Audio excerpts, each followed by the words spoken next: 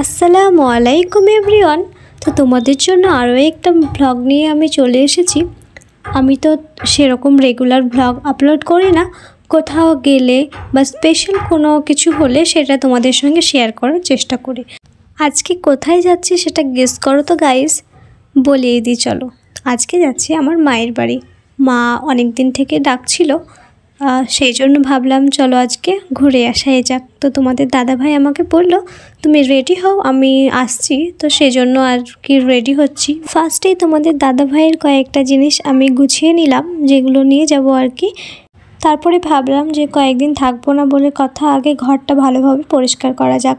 তো আমি ঘরটা পরিষ্কার করে নিয়েছিলাম। তারপরে ভাবলাম যে ঘরটা সুন্দর করে গুছিয়ে রেখে যাই, কারণ এক আধ সপ্তাহ তো থাকবোই মায়ের বাড়িতে। সেই জন্য ফার্স্টে ব্ল্যাঙ্কেটটা ভাঁজ করে সেটাকে আমার একটা পুরনো, মানে যেটা আগে ইউজ করতাম এখন আর ইউজ করি না, তেমন একটা ওড়না দিয়ে ভালোভাবে ঢাকা দিয়ে রাখলাম। ফার্স্টে ভাবলাম ব্ল্যাঙ্কেটটা ঢুকিয়ে রাখি গডরেজের ভেতর, তারপরে ভাবলাম যে না, কিছুদিনেরও তো ব্যাপার, আর ঢুকিয়ে রাখছি না, শুধু ঢাকা দিয়ে রাখলেই হবে। তো যেমন ভাবা তেমন কাজ। তো ব্ল্যাঙ্কেটটাকে ঢাকা দিয়ে রাখলাম, তারপরে বিছানাটা ভালোভাবে গুছিয়ে রাখলাম। তারপরে কি একটা অবস্থা গাইজ, তোমাদেরকে কি বলবো। আমার তো সমস্ত কিছু আমি নিয়েছি, সমস্ত কিছু বলতে যে শীতের জন্য যে কসমেটিকগুলো ইউজ করব আর কয়েকটা জামা আমি নিয়েছি আমার জন্য। আর তোমাদের দাদাভাইয়ের জন্য প্যান্ট নিয়েছি, সত্যি বলতে শুধু প্যান্টই নিয়েছি গাইজ। আর জামা যে পরবে, জামা একটাও আমি নিইনি, মানে মনে নেই বলতে কেমন হয়েছে বলো তো।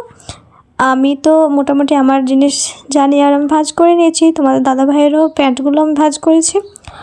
আর তোমাদের দাদাভাই আসবে, এসে ওর চয়েস মতো যেগুলো আমাকে চয়েস করে দিবে সেগুলো আমি ভাঁজ করে আমি প্যাক করে নেব, এটা ভেবেছি।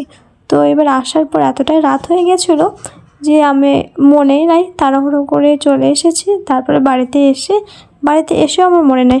সকালবেলায় তোমাদের দাদাভাই অফিস যাবে, তখন আমার মনে আসছে যে আমি একটাও জামা নিইনি, সব প্যান্ট নিয়েছি। তো যাই হোক গাইস, তোমাদেরকে আমার পাকামো কাণ্ডটা শেয়ার করতে গিয়ে আমার সমস্ত কিছু গোছানো হয়ে গেল, আমিও রেডি হয়ে গেছি, আর তোমাদের দাদাভাইও চলে এসেছে। এবার চলে যাচ্ছে আমার মায়ের বাড়ি।